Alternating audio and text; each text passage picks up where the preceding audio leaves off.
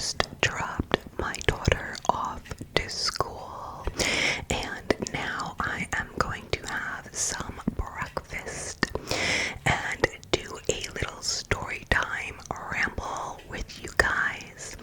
So before I begin my ramble, I am just going to get my Cheerios.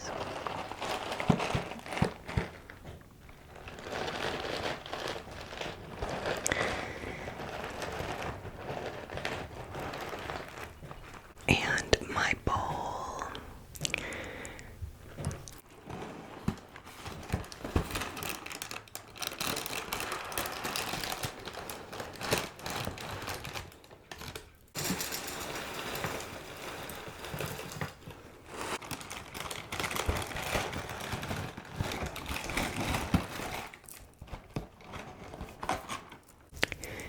And my oat milk.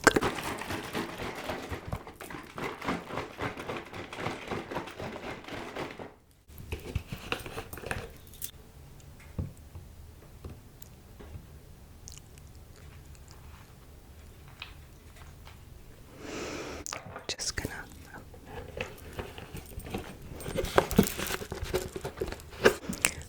gonna grab my bowl here, and yeah, so let me just get a bite and then we will get into our story time.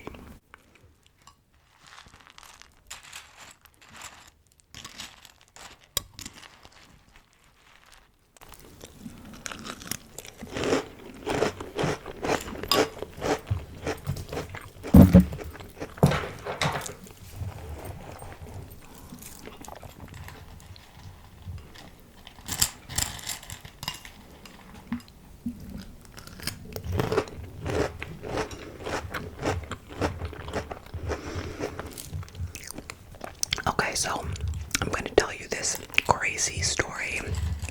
Back years ago, during my single years, when I was, dating and stuff.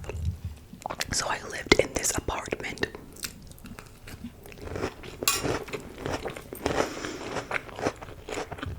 And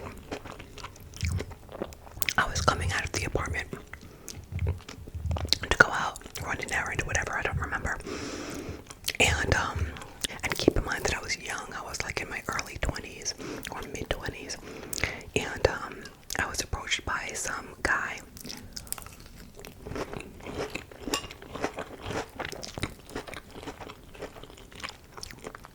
About my age, maybe a year or two older. He was really, really, really good looking. I mean, really cute. And he came right up to me and he was like very like aggressive, not in like a a creepy way, but just like went right up to me and was like, I was just walking past and I saw you and I have to get to know you. He was like, I know this is crazy, but can I have your number? Because I really want to take you out. And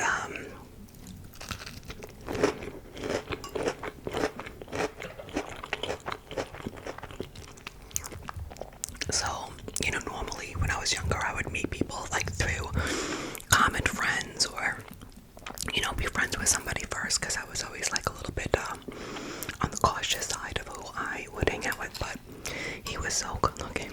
So I looked at him and I was like, you know what? Why not? Here is my phone number.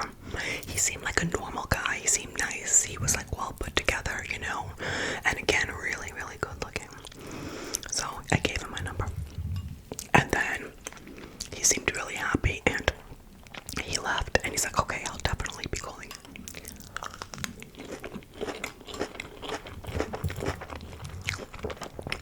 He reached out to me right away and asked me out on a date. He said that he would pick me up. And I know I don't want to hear how it's not safe, like, taking a ride with a complete stranger to go out on a date, somebody that literally just came up to you off the streets. I know that was a bad decision, but it was a long time ago and I'm still here, so I survived it, right? So I was really excited, the plan was just like to go out to like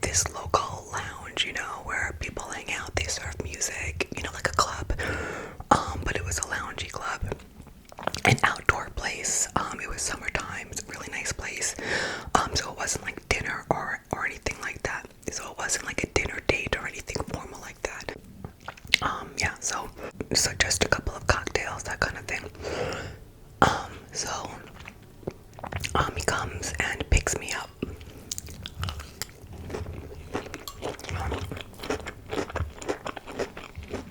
It was like the following Friday night, and he's like, you know, he looks great and smells great and everything is going good and we're talking, conversations flowing in the car, everything is checking off great.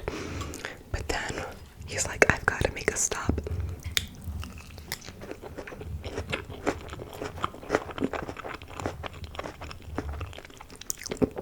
So he pulls into a parking lot of a CVS. So I'm like, okay, maybe he's getting like some chapstick, I don't know, or like a pack of cigarettes, I don't know. So he's in there for a little while and I'm just sitting in the passenger side of the car, just waiting for him, not thinking much of it. And then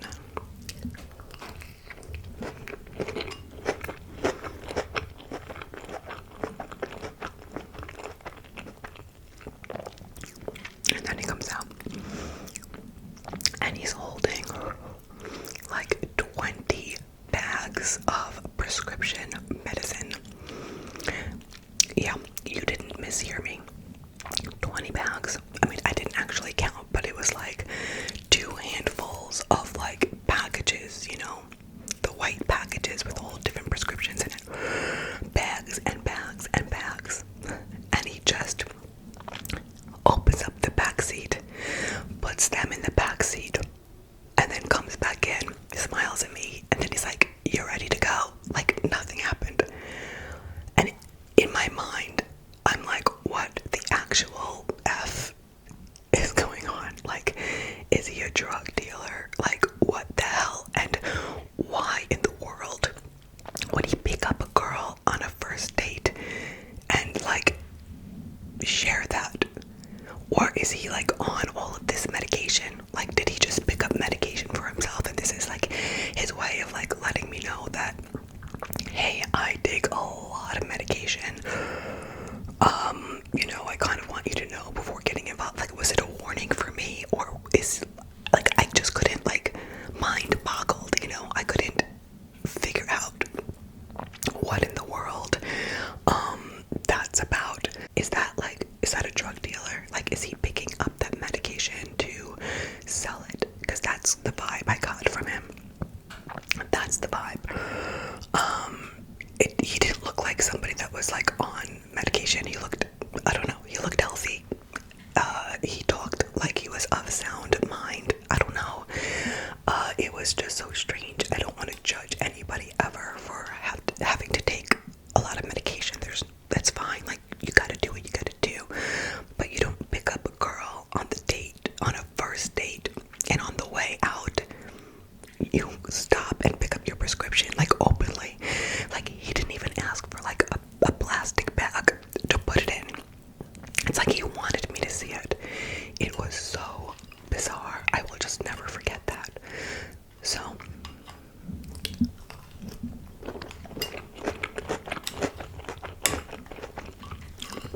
of course, at that point, I was in my mind, like, not, you know, I was done. I'm like, okay, you know, I'll play it cool. I'll go out with this guy. Hopefully he's not like some crazy, like, you know, psychopath, you know. I'll go out with him and, you know, I'll be really nice. I'll make the most of it. And then I'm never going to see him again. Like, that was as soon as he came out with those bags of prescriptions, I was like, yeah, this is crazy. So we get to the place and we do have a really good time. He's like very affectionate. He seems to be really interested in me, you know. He's holding my hand the entire time, which in my mind I'm like, you know, I didn't really want it, but I didn't want to make him think that I was put off by him, because I was actually a little bit scared, to be honest, you know, because I don't know what kind of person he is or like what his deal is.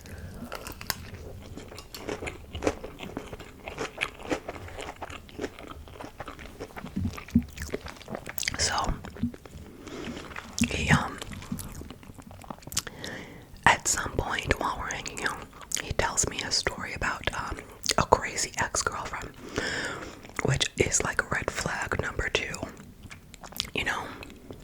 So he tells me that, you know, she's like obsessed with him, that he's broken up with her over and over again and she won't accept it.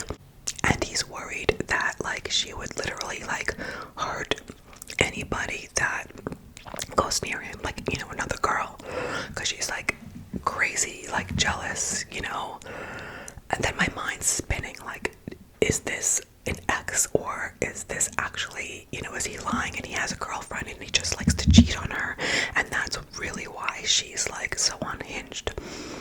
Like, what is the real story? Because I don't know, you know, when somebody picks you up in a car that has like 100 prescription bags in the car of drugs, and then tells you this crazy story about a psycho ex-girlfriend that wants to like harm any new girls that come into his life, all on the first date, you know, the alarm bells are like going crazy.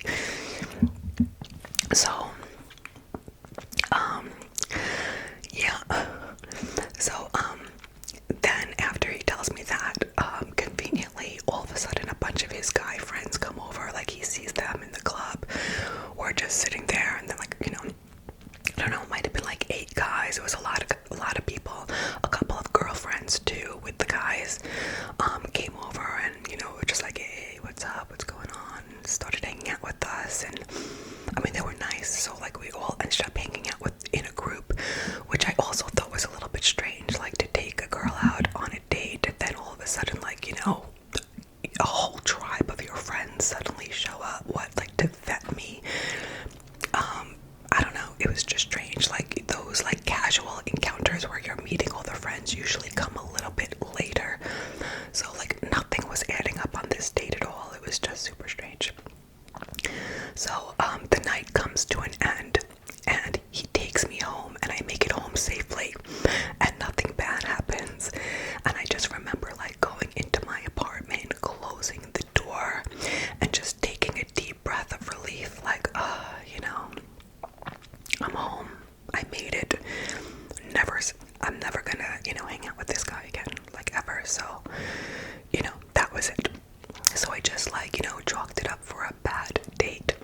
He tried calling me several times after our date, you know, in the days to follow, and I just didn't answer the phone. There was no need to. I really didn't feel like I was obligated to say, hey, you're not my type. I think it was pretty transparent that, you know, I was not into him by my lack of response. And he seemed to get the hint, you know, he didn't like bother me or pursue it.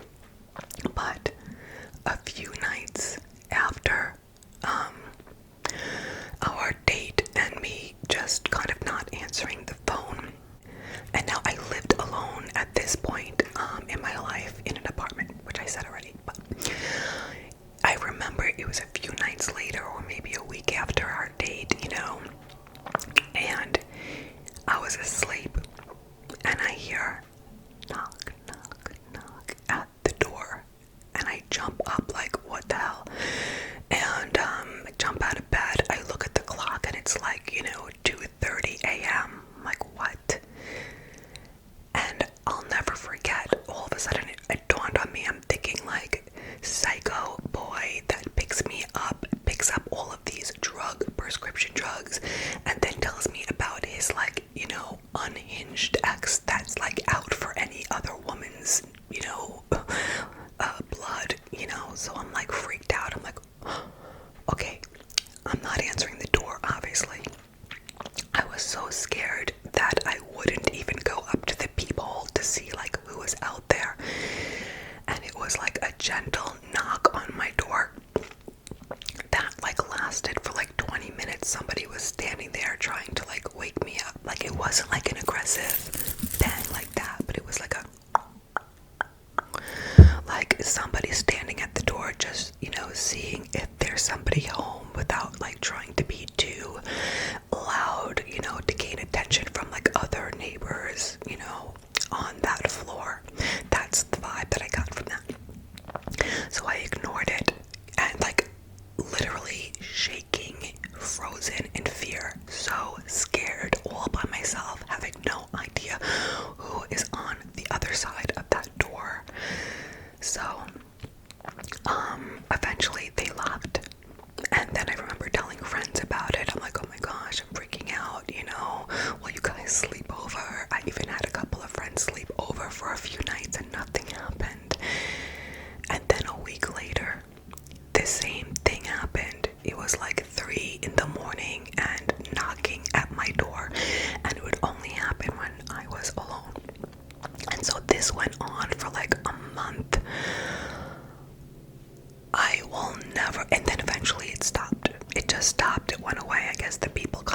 success. And then eventually it just stopped, they must have gotten bored, whoever it was. Like, maybe it was the guy, maybe it was his crazy girlfriend, maybe she got wind of us at that club that night, she might have seen us and never came over, but just like, followed him home, and then, followed him, I don't know, followed me to the door after he dropped me off. Who knows? But I mean, thankfully it stopped, so, there was no, safety concern. After a while, it just, they went on, whoever was knocking at the door just went on to whatever else they were doing in their lives.